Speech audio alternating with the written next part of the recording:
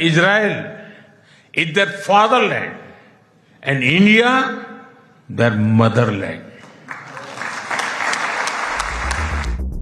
Israel হচ্ছে পিতৃভূমি আর ভারত হচ্ছে মাতৃভূমি।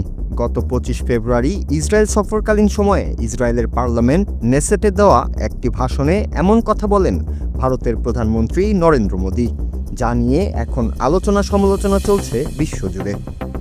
সামাজিক মাধ্যম জুড়ে তৈরি হচ্ছে নানা মিমস কিংবা মজার ভিডিও। সামাজিক মাধ্যমে অনেকে প্রশ্ন করছেন, কেন ইসরায়েলকে বাবা ও ভারতকে মা উল্লেখ করলেন নরেন্দ্র মোদী? আজ আমরা সেই প্রশ্নেরই উত্তর খুঁজব আর জানব নরেন্দ্র মোদীর এই সফরে ইসরায়েল ও ভারতের সম্পর্কের সমীকরণে কি পরিবর্তন আসতে পারে। প্রধানমন্ত্রী নরেন্দ্র মোদী তার বক্তব্যে উল্লেখ করেন যে ইসরায়েলে বসবাসরত হাজার হাজার ভারতীয় বংশোদ্ভূত ইহুদিরা মনে করেন ইসরায়েল তাদের পিতৃভূমি আর ভারত তাদের মাতৃভূমি। এই বিশেষ শব্দচয়নের মাধ্যমে তিনি মূলত দুই দেশের প্রাচীন সাংস্কৃতিক ও আত্মিক বন্ধনকেই বিশ্বমঞ্চে তুলে ধরেছেন।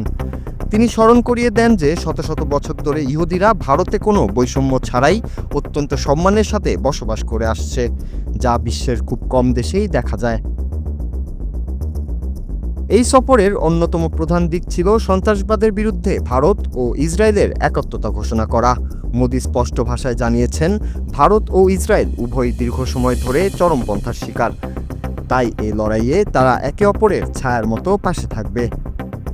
প্রতিরক্ষা, উন্নত প্রযুক্তি এবং কৃষিখাতে দুই দেশের পারস্পরিক সহযোগিতা আগামী দিনে এক নতুন দিগন্তের সূচনা করবে বলে তিনি তার ভাষণে আশাবাদ ব্যক্ত করেছেন।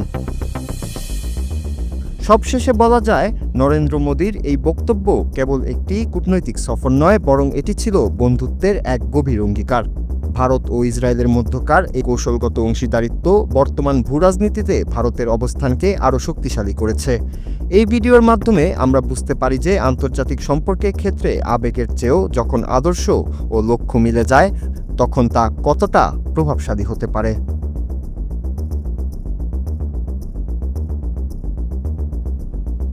নূর Raju, Bangla TV news desk.